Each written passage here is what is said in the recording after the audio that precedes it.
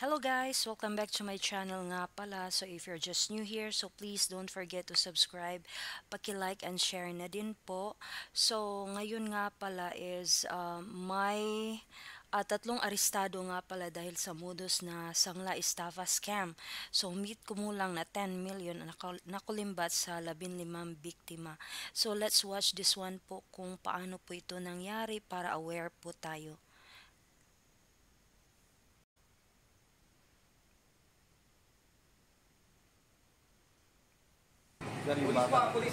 Ang tila business meeting na ito sa isang restaurant sa Muntinlupa, isa palang entrapment operation ng Southern Police District Special Operations Unit. Inaresto ang tatlong suspect sa kasong estafa matapos tanggapin ng marked money na 500,000 pesos. Isang dating pulis umano ang isa sa mga suspect. Asawa niya ang isa pang suspect na isang City Hall employee. Ang pangatlo, isang public school teacher na nanay ng babaeng suspect. Ang modus po ng ating suspects ay isasanla po nila yung isang property na kung saan ay nagkaroon po sila ng kontrata o kasulatan. At ito isasanla pero wala naman po yung property. Hanggang bibigyan sila ng interest. Ayon sa pulisya, ilang beses isinanla ng tatlo ang isang property sa Sucat, Parañaque sa halagang 500,000 pesos. Ang modus maayos daw na naguhulog sa mga biktima sa mga unang buwan kasama ang interes. Hanggang sa bigla na lang daw mawawala ang mga suspect ayon sa pulisya. Humigit kumulang 10 milyong piso raw ang nakulimbat ng mga suspect mula sa 15 biktima. Kompleto sa mga dokumento at sa mga cheque, masinsin yung mga detalye at talagang lehitimo tignan. Ito yung ginamit ng mga suspect na pangkumbinse sa mga biktima, kaya naengganyo sila. Ang isa sa mga biktima na isang guro, ipinangutang lang ang 500,000 pesos na ipinahiram sa mga suspect. Meron po kasi akong tatlong anak nakiusap ako sa kanila na ibalik yung pera kasi nga mga maliliit pa yung anak ko, wala na akong sinasahod.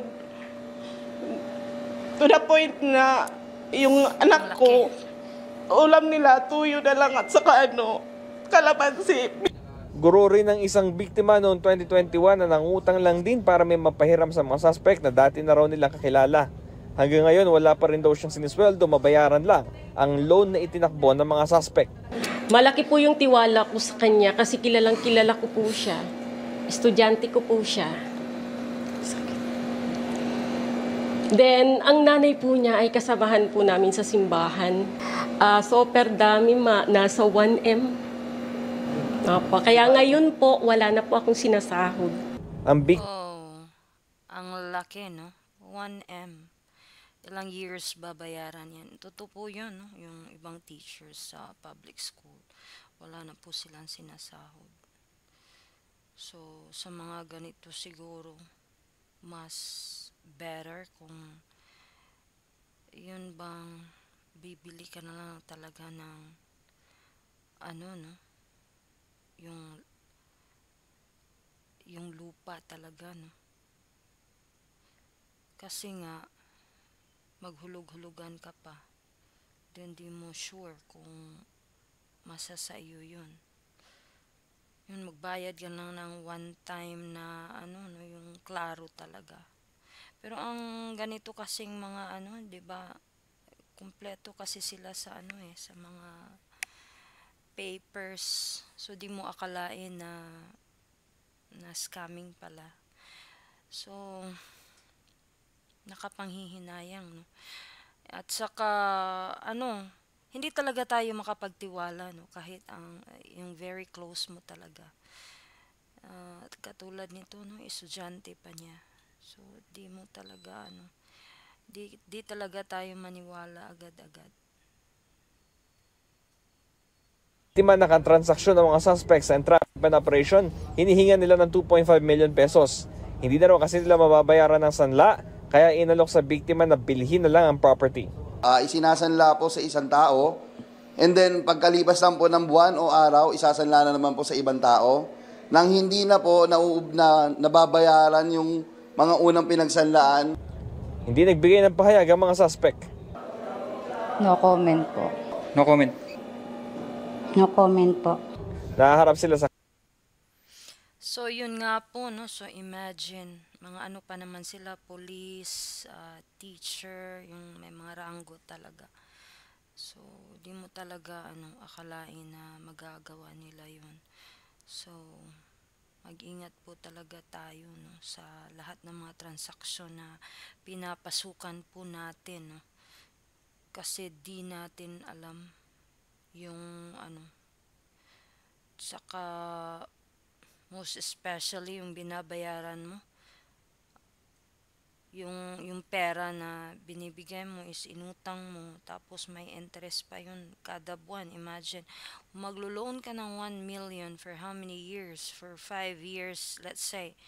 Ang laki ng monthly na binabayaran mo. And wala ka na talagang sahod nun. Kasi ang laki, 'di ba? Yung isa 500,000. So yun nga, wala na talaga, di ka na talaga mahirap kang makabangon yan, no. So careful po tayo, no, most especially sa mga teachers, no, kasi prone talaga ang mga teachers sa mga ganito kasi madali silang makapag-loan ng pera, madali silang makahanap ng pera kasi yung bangko mag-grant sa kanila kaagad kasi secure yung mga trabaho nila. So, kaya prone talaga sila sa mga ganitong mga scamming, at saka sila talaga ang nilalapitan, no? At saka ingat po talaga all the time.